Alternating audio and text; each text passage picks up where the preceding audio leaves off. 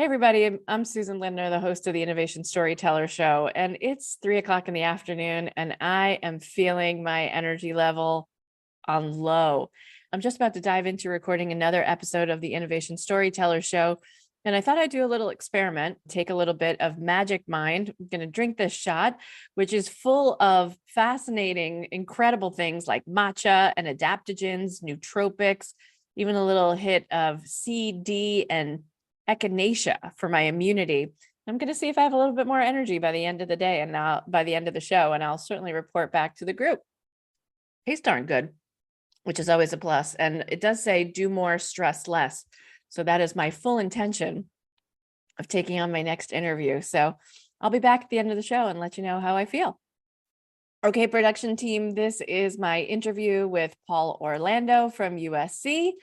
And in 3, 2, 1.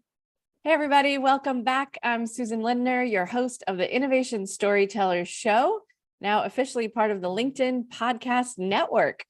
I'm really excited today for our conversation with my guest, Paul Orlando, professor of entrepreneurship at USC, but so much more, because we're going to be talking about integrating startups, accelerators, and the coolest new stuff into the innovation process at big companies today. Many of you I know have had the experience of working with startups, some good, bad, and ugly. And some of you have even created your own accelerators and incubators inside of the business. And I want to dive in a little bit more into that conversation today, because I think there's so much that we can learn from my guest. Paul Orlando has built 4 startup accelerators around the world in Hong Kong, LA, Rome, and virtually. He is a professor of entrepreneurship at the University of Southern California and runs the on-campus startup incubator program. He is a former startup co-founder and is proud of a win at the TechCrunch Disrupt Hackathon. That is no small shakes. Wow. His interest is in understanding the why now question, or the way timing impacts product success. And we're going to dive into all of it today. Paul, thank you so much for joining me, Professor Paul. Oh, I'm so formal. Susan, thank you. Thanks. Really happy to be here. So let's get into it. How did you get into it? How did you get into entrepreneurship and accelerators and incubators and the wild, wacky world of innovation?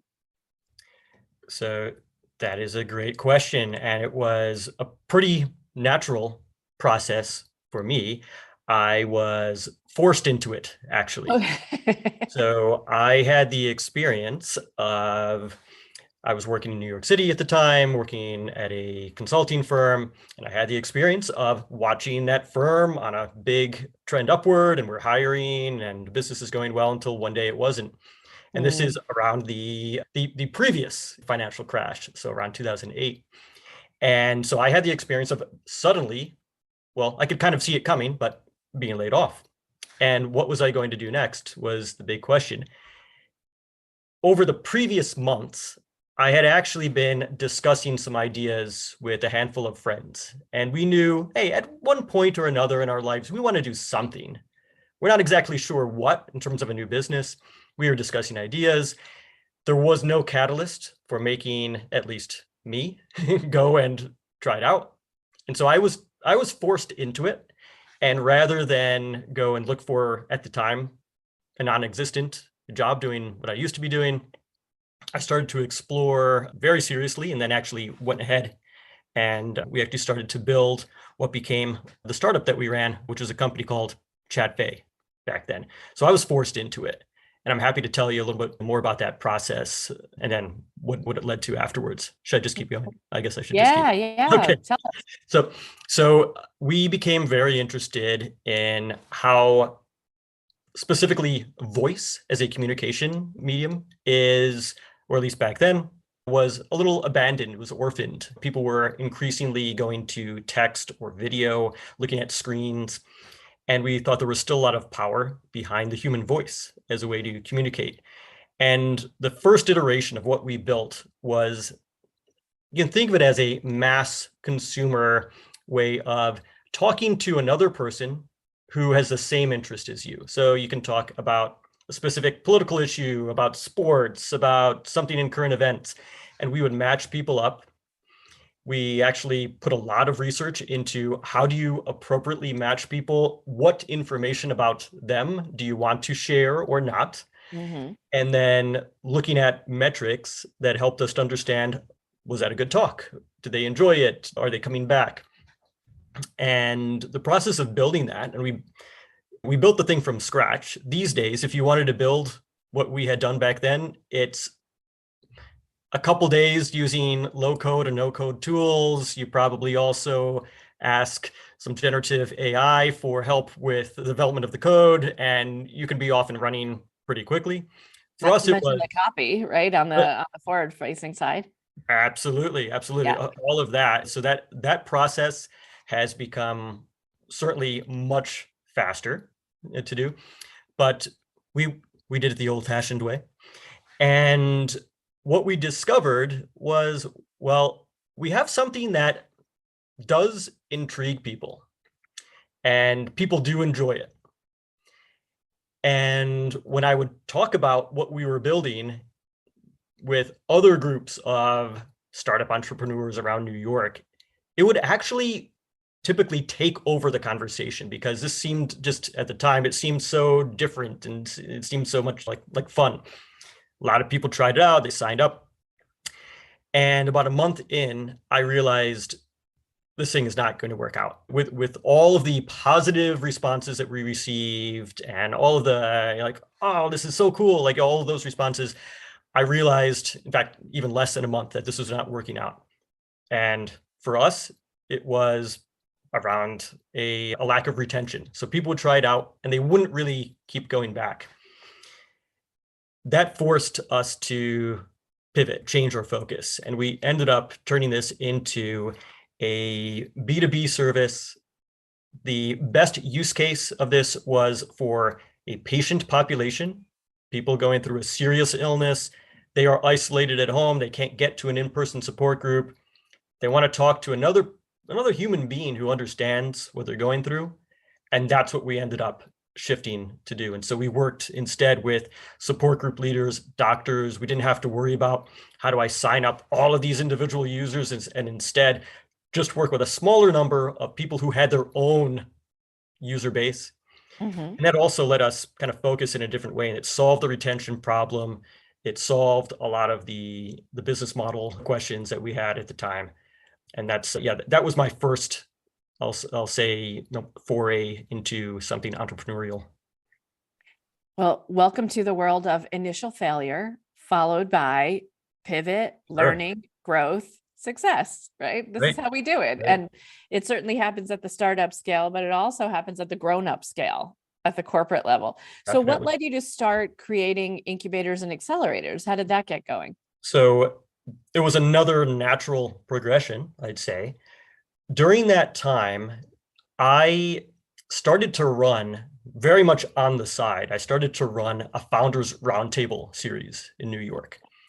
I would get 8 or 10 founders of other early stage companies together. We would meet every 1-2 weeks.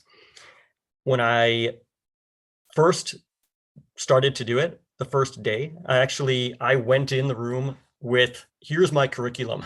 We're going to go through modules 1, 2, 3, and here's some reading, and we're going to do this and that, almost like it was a class. And I threw that all out the first 5 seconds, because I realized these startup founders, these CEOs, they wanted to just exchange with each other what's going on with them, what they are having some difficulty with. Has anybody dealt with this? What did you do in this situation? And that's where the value really was for them. Just experience sharing, peer-to-peer experience sharing. Exactly. Yeah. Hearing from somebody else who dealt with a similar situation, it's not to say that you are then going to copy what they did, but it's going to maybe spark some insight for you. You also know that you're not the only person in the world who has dealt with this problem. You have these other reference points, and in some cases, it also just helps push people to go for something a little bigger, because you do see examples of successes as well as the hard things.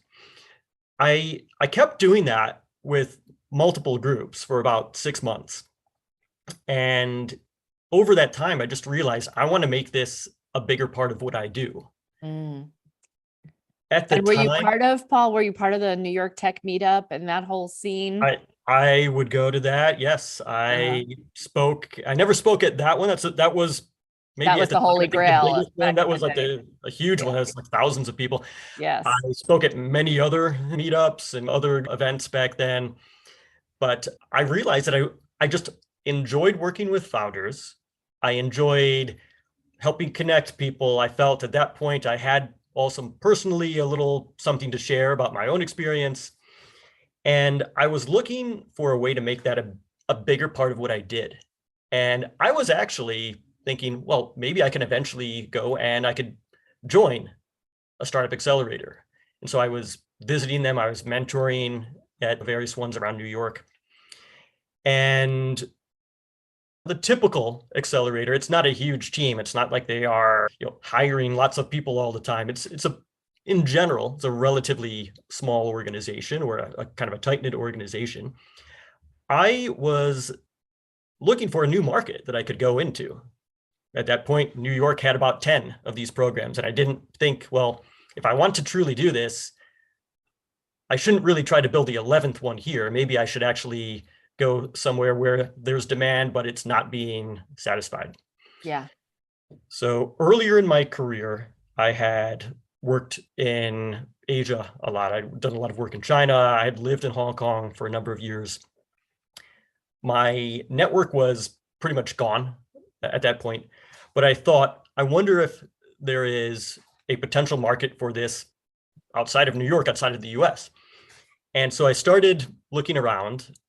I cold emailed a number of people in Hong Kong who I found were in the startup community there, investors, some startup founders, and initiated these conversations just by email about my interest. Could Hong Kong be a good candidate for a startup accelerator? There isn't a program there now, just getting feedback. And then I ended up taking a trip over again, went for a couple of weeks, where I basically met as many people as I could in that 2-week period and came away believing, okay, I think there's potential. There's some latent demand that's not being served. I can also get people in from other places pretty easily. Hong Kong, at least back then, was an easy place to go for a few months and participate in something like an accelerator. And I kept that discussion going. I actually needed to change the business model because I could not initially raise money for this. So I flipped the model around, and the first version of it was like a tuition, like you would pay for participation in the program.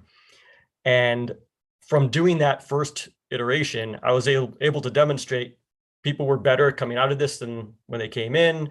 I actually had some people from around Asia Pacific who flew in to participate.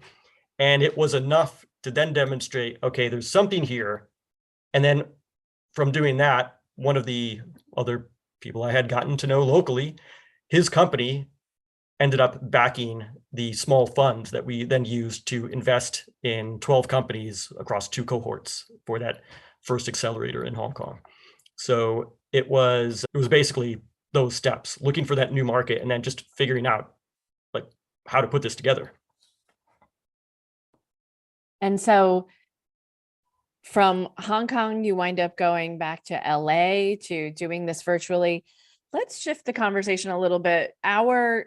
The success of these startups and moving through, and we've seen accelerators that work and don't work. So give us what do you think are the top 3 or the top 5 things that really make an accelerator successful for the startup itself? What are the components of a great accelerator that you absolutely positively have to have in order for progress to be made? Great question. There are many of these programs, and not all of them are super valuable. Mm. So if you're coming at this from the startup's perspective, why you might choose one accelerator over another, a few factors that you want to consider. So what is the experience like while you are actually actively in that program. So these are typically, they're not very long, typically 3 months, maybe 6-month long programs. So what's that experience like? You can get a bit of feedback by looking at how the program describes itself. They might actually talk about various activities they do. Even better, go and talk to some of the portfolio companies about their experience. So, and everybody's interest is going to be a little specific to them, but it'll give you more of a perspective. Hey, this is our chief concern. What do they have experience in this, or do they run workshops related to that? Or if I'm the only company that shows up with this type of business, this industry focus, this specific Technology problem, focus, right? does the program actually go out and then appropriately source an expert or 3 who I could then learn from? Okay, so step 1 is, what do we want the environment to be? Step 2 is sourcing the right mentors who will gird the program and guide the startups. Right. Okay. With the exception of very specific programs, there are programs that are specific to a specific technology or have a very tight industry focus. For example, for those, just within the accelerator team, they might have that expertise satisfied. Otherwise, in general, a program is probably pulling in a multitude of business types, and they can't do everything themselves in-house. They want to, as a result, they want to pull in a range of different mentors. So you might have your standard mentor list. You might also augment the mentor list depending on who is in the program at that given time. Yeah. So okay, so when we get past the mentors now, making sure you got the right people on the bus, so to speak. Right. What else do we need to be successful? So a few other things. I also look to that startup founder community. So does this program help you plug into a larger pool of startup founders who you could then go back to and get advice from them, get help from them? Even in some cases, some of the larger programs today, those are actually sometimes your first customers. If you are building a B2B service, it's a little funny sometimes, but you might actually end up selling to some of the other portfolio companies from previous cohorts. But regardless of that, it's, hey, I am now finished with the program, or I'm 6 months out, I'm a year out. I still want to be able to draw upon that group knowledge and the network. And that network, definitely. Yeah. What do you think, how critically important is it for an accelerator to promise or to provide direct access to potential customers while in the program?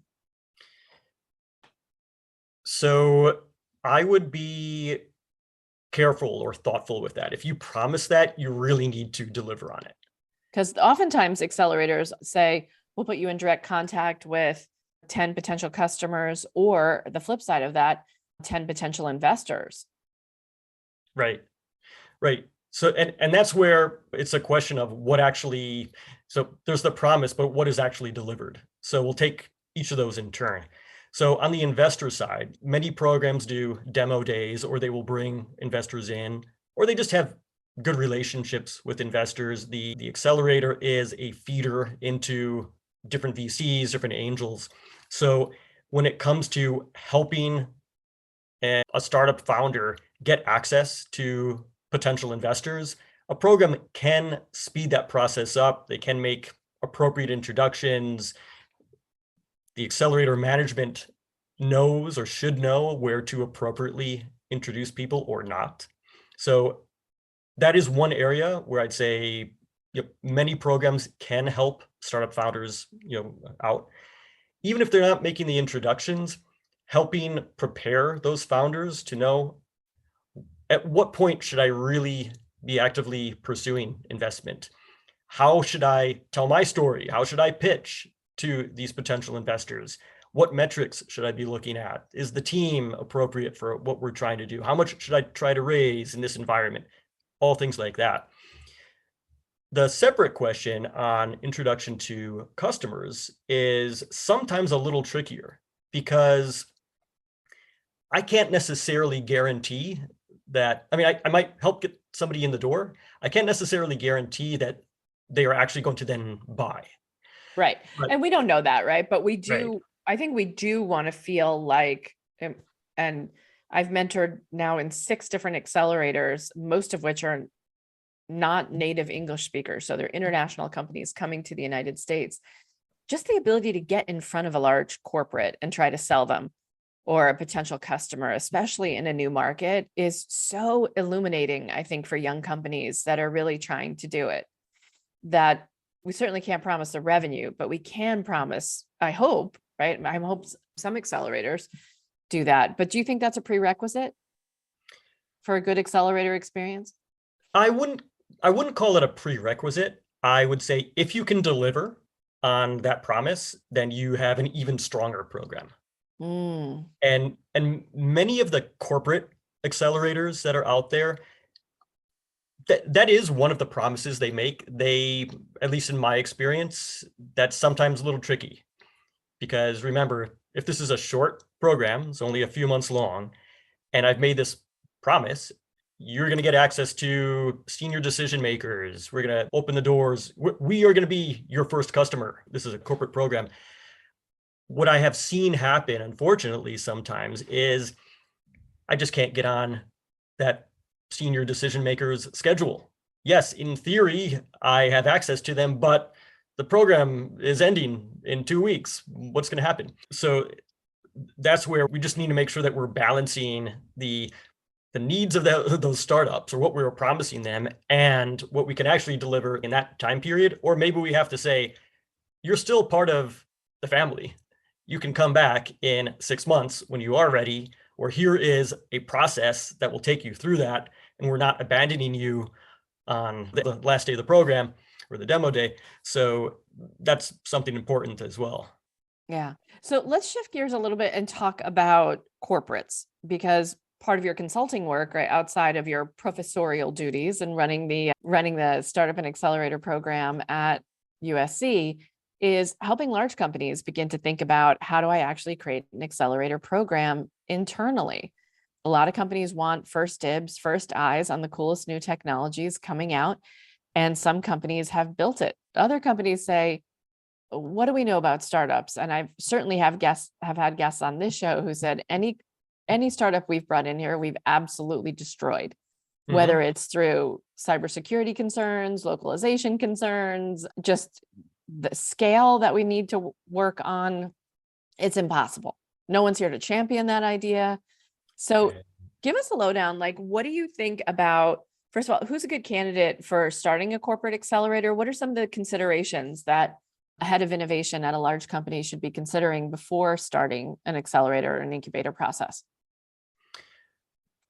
Well, that's a really interesting question for how they might think about it. And I suppose I actually don't usually see people even ask that question when they think of these programs. But who is a good candidate for doing this? So companies that are open enough to at least tangentially exploring a range of new ideas and then how they might mutually benefit from those. So whether it is in a customer relationship, whether it's an investor relationship, whether it's in some cases actually talent acquisition. In one program I was involved in, it was, we just want, like, we would have already done a marketing or a PR campaign for a similar budget. We actually get an early look at what some companies are doing with technologies that we are interested in. Mm, So it's really, I would say, like, probably a number of the answers I'm going to give you are, it's really specific to the needs of that organization. Like, where are they in their overall development? What's important to them? But I could see, like, there's a range of different answers that they might have there that could all be appropriate. yeah. So you need step one, take a look at your overall strategy, right? And your innovation strategy, and think about where this could fit in. Is there something like, you're ripe for an accelerator when? Is there something like, well, we've already acquired or invested in 10 startups to date, it's time for us to take this in-house? Or do you think there are like some tipping points or even like waterfall levels where we think, okay, now's a good time to start considering this? I think there could be. Mm, So the good thing about having, say, an in-house innovation department or of some sort, those are also very open what that could mean. But the good thing about having a group like that already in existence, and then also exploring something like an accelerator where you're bringing external people partway in to your organization. The good thing about that is the external accelerator, it lets you do some things there that would never be palatable in-house in the organization. So whether it is exploration of certain ideas or business concepts, business models, just a quick and relatively low budget exploration to mm, do in comparison, working on a similar type of concept in-house versus finding a team that's already doing something kind of in the area that you want to explore and then bringing them in some way, whether it's through a small investment or participation in this program. As long as you have access to the entrepreneurs and they also know about you, and so you're not always like in a search, but there's also inbound. As long as you have that set up, running an accelerator program can let the corporate parent just speed up the process of which they're learning. So they might say, this is an industry that we are in, or here's our short list for topics that we want to explore.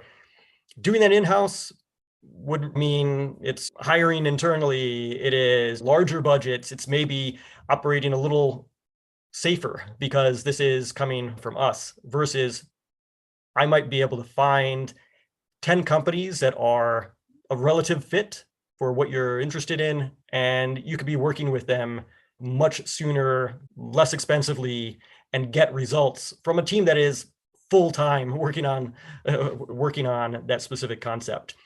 So yeah, so I think that's another way to think about that question. Yeah, I've certainly heard of folks hiring like a Techstars, for example, Right. that have all different kinds of like corporate partnerships now, who go out and say, we'll find you 10 startups a year for the next 3 years.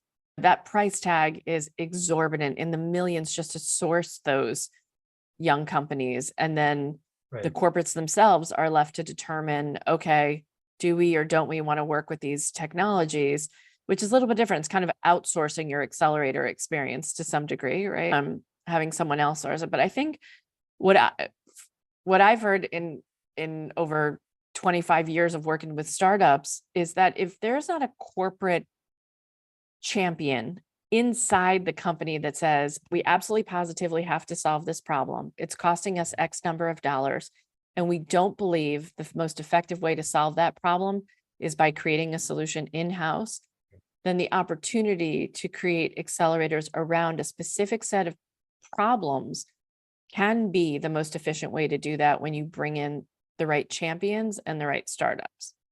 Right. Right. And you make a good point also. Like, should we, I mean, Techstars is a great program, it's a big program, Mm. but you're right, it is an expensive one as well. And like, should you go with an outsourced version, or should you generate a little bit of that in-house capability? Or there are also less expensive outsourced versions of that. I mean, personally, I like the model of when I work with a corporate, helping them understand what's important to them, building an appropriate program. And I really don't go in with, here's my recipe and I just execute the same thing all the time. I like to recreate at least half of what I'm doing every single time because the situation is just different. Mm. And then helping establish that, helping get that first one or two batches in, running it, and then also training people internally so that it can be then transferred over to the corporate at some point, and keep the knowledge in-house. Also just get a different level of buy-in to continue the program. And you're right, like if you lack a number of those things, or if you just don't have a champion internally, a lot of those steps are going to be pretty tough to take. Well, and not to mention, right? So, okay, so we get these great companies in, and then what happens after 3 months? Maybe they've sold us a solution. Maybe we force them to custom build something for us that may or may not have any relevance outside of our corporate walls. And then what do we do? Do Yeah. we buy them? Do we continue the accelerator?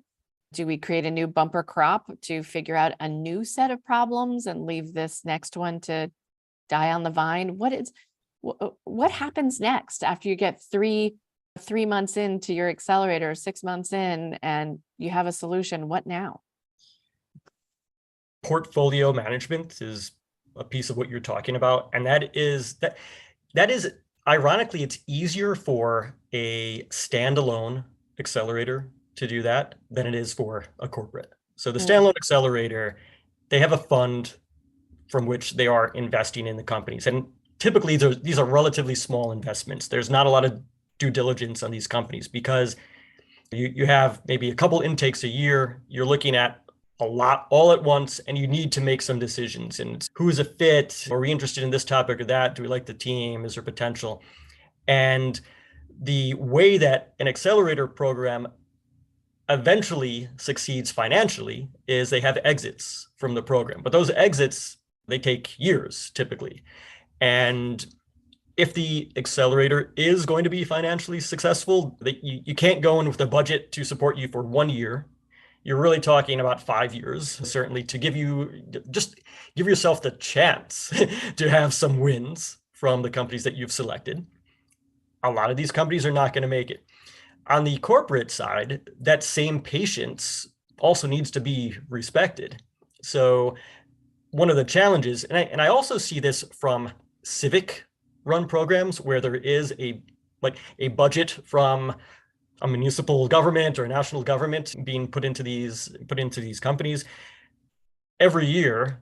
In fact, I saw this in one case, like every year, there's a meeting and you have to report results. You're guaranteed to look bad at least the first few years. You just haven't had the time for a win yet. And eventually people start to ask the question, why are we still doing this thing? We haven't seen results. And it's the first, the second, the third year. So having that commitment up front, okay, we are going to fund this for, personally, I would say a minimum 5 years. We're not going to put any strong expectations on something like an exit before that time. We'll look to the other very big, successful, look to Y Combinator. The first few years of their operation, there wasn't a lot of big news to share. And they were also, they're a great program. They were also one that was lucky. Like in that first batch, they had Reddit as one of their companies. So you could say, hey, was that luck, or was that they became successful because they were in the program? Either way, they had one of the big exits right in their first batch, which helped them continue to build. A corporate program needs to have that same patience, and just, we're going to commit to doing this, and it's going to be even worse. It's going to be worse for us if we pull the plug after a couple of years because we don't see an early win. Yeah. And it's almost like you need the patience of a venture capitalist, right? And That's part right. of it, I think part of the mindset around running an accelerator is as a venture capitalist, right? Because Right. your return on investment is, in theory, either using the product or watching this startup take off. And the other part of the scenario then is whether or not corporate innovators want to begin investing in startups. So it's one thing to host a program where we match you up with experts internally to help you evolve, right? And our corporate employees become mentors to these young startups. It's another thing entirely to say we're actively putting in $1 million, $500,000 in seed money to see what you're able to do with it and grow it, hopefully to solve our problem, but maybe the larger market too. And so now, we're looking at balance sheets in a whole different way because we're making investments in companies as opposed to mentoring. Right. How do you, is there any arbiter, Paul, or is that kind of just based on the stomach and frankly, the expertise? Because a lot of these programs die because corporate innovators are not venture capitalists. Right. And they're also not compensated in a similar way. So whether you have a big win or a big loss, at least with most of my experience with them, it's not that they are not paid a bonus that was comparable to like the big win of an exit in, say, like the context of a VC. So one thing I've not been able to do successfully on that question is trying to show, well, is it worth it for your team to then tie some of your compensation to exits?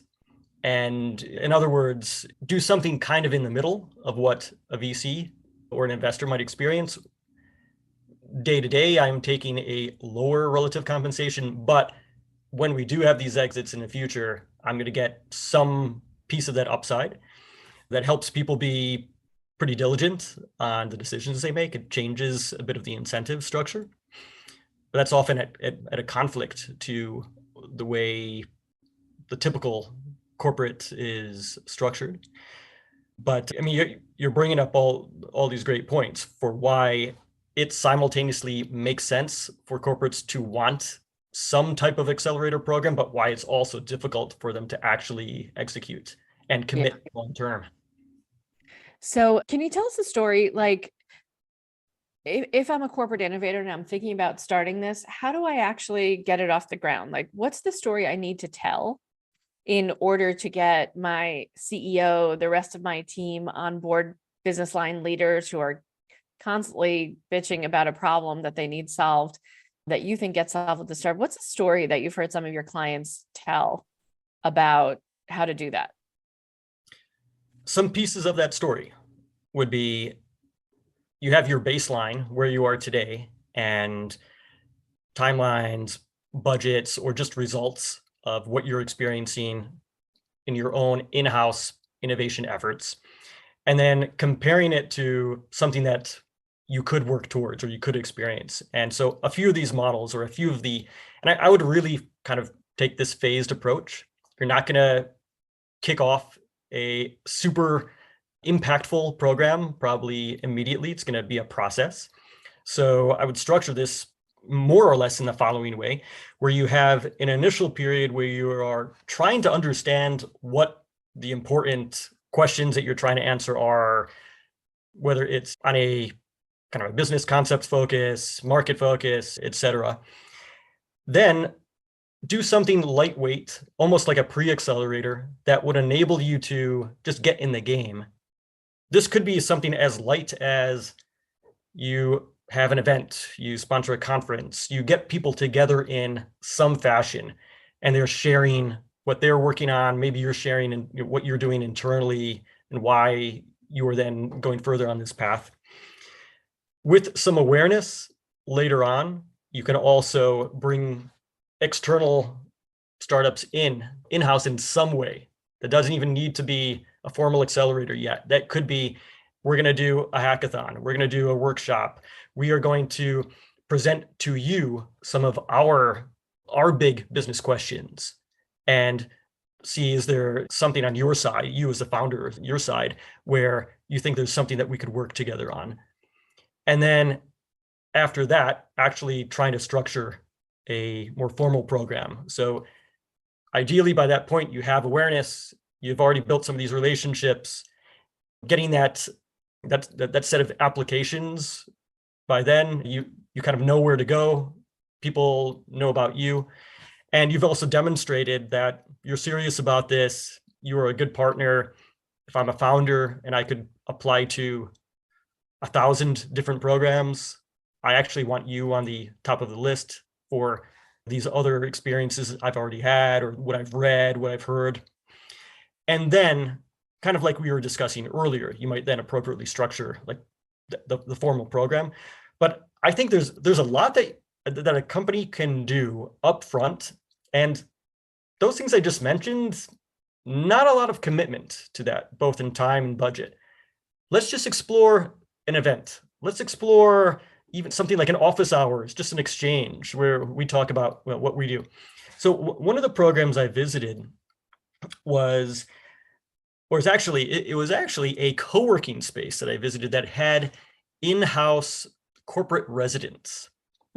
And they had a company that was a candy company that would visit every once in a while, and they would just get people together for a talk. And it was around, I believe, around Halloween. And so the exec from the candy company said, I want to tell you about a problem that we have. It's packaging. We have these different holidays. You have Halloween, you have Christmas, you have Easter, you have like all these different holidays where the colors of the candy, or like the colors associated with that holiday, they're different. So even if the candy inside is the same, an orange and black package, which says this is for Halloween, I can't sell that in November. Right. And so that costs us X dollars every year. And we have this wasted candy or wasted packaging that we've already produced when it's not sold. And in the audience, there just happened to be someone with expertise in materials science who said, oh, actually, I think something that we've been working on could be a fit for this. If you irradiate the packaging in this type of way, or if there's this type of material, you could actually change the colors. And you could take a bag that was slated for Halloween and you could turn the orange and black into green and red. Yeah, I'm kind of extrapolating here. Yeah. So from that mismatch of founders and corporate executives, all of a sudden, this problem, which just seemed to be, well, that's just the way it is. This is something we have to deal with every year, this amount of wastage. It gets in front of someone with appropriate expertise who then also says, oh, I could actually help you with this. And this is how I would step through it. So some of that is a bit of a coincidence, right? So how do you make that coincidence happen more often or in a more meaningful way? You really have to start just building this network, kind of building your list, putting these questions out there, and then getting in front of the right people. So I think there's just like a lot that can happen even before an official program is launched. These are all fascinating suggestions. So anything else that you think our listeners should really be thinking about as they look out into 2023? Startups are facing a very tough funding environment right now, but there are so many amazing technologies out there. Is this the right time to start an accelerator or an incubator inside of a company right now? It could be. I'm biased, right? It could be, depending on your situation. So there might be some market trends. I mean, we're having this call a week after the Silicon Valley Bank crisis. Implosion. Yeah. Right. So we're having this call like in the wake of that. And ironically, it actually might open some opportunities for a corporate accelerator to come in and take some pressure off some of the startups that are now facing a very different funding environment, or just, they're a little more concerned about their long-term viability, as a result. So there could be some opportunities here, and I don't mean that in a predatory way at all. I think it just might speed up some things that would have happened anyway. So yeah, I think that the timing could actually be a fit for exploring this. And likewise, on the startup side, remaining nimble and like just if you stay focused as a startup founder on what you actually are trying to achieve. So like many founders, they are passionate about a specific problem, about a specific customer segment. They actually want the world to have access to this thing that they are trying to build. Working with a corporate, if that gets you there, and if it gets you there faster than by yourself, I would explore it. It's you don't have to, you certainly don't have to build completely independently, and keeping your exploration a little bigger than the more typical, say, privately run startup accelerators could be an option for you now. Fantastic. So I'm now going to ask you like the 3 hot seat questions that I ask all of my guests. So question number 1 is, what do you think is the greatest innovation of all time? I'm going to say weaving. So like Weaving. textiles, weaving. And I know very little about weaving, but It shocks me, Paul. Shocking. but just the idea of how, so I've been reading recently about like early factories in textile production, like England and also Northeast US, but how these techniques were developed and how you went from like hand woven items to mass production and the study of the strength of different fibers and like how to put them together. To me, like I think like a natural step is okay, you can wear, talking thousands of years ago, you can wear an animal skin, you can do something out of like an entire piece of something and make that into clothing. But the ability to go through all of those steps, whether it's plant fibers or animal fibers, something else, make them into these threads and then put the threads together in a way that you have a durable garment. I actually think that's something we should recognize. Okay. And if you had a chance to join any innovation team in history, what would it be? I would say it's the mid 1900s Bell Labs. Oh, yes, that is a favorite one on this show. And And lastly, what really pisses you off, or what isn't something exciting or something you just wish existed in the world that currently does not? oh, that's a tough one. That's really a tough one. I want so I have young kids and my sleep is constantly interrupted. Mm. I wish I could just, whenever I can, fall asleep just like that. So And some kind of pill or some kind of like right, right, inhaler or something would have yep, allowed you to fall asleep yep, instantly, right, but with no side effects. Yeah, right, with no side effects, and to be attentive to your child in the event that they actually needed you. exactly. Yeah. Well, Paul Orlando, professor at the University of Southern California and incubator, accelerator, aficionado, thank you so much for joining me on the Innovation Storyteller Show today. How can people get in touch with you? You can find me on LinkedIn.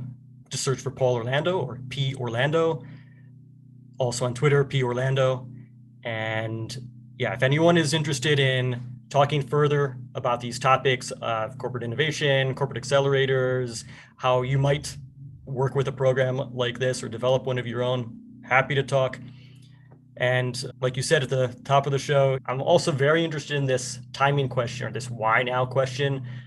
That's also something I run workshops on, and I am also happy to talk to people about how timing impacts a product success. So Like either good way, comedy, yeah, timing really matters. timing Absolutely. matters. Yeah, that's it. Paul, thank you so much for joining me on the show today. Thanks, Susan. Great to be here.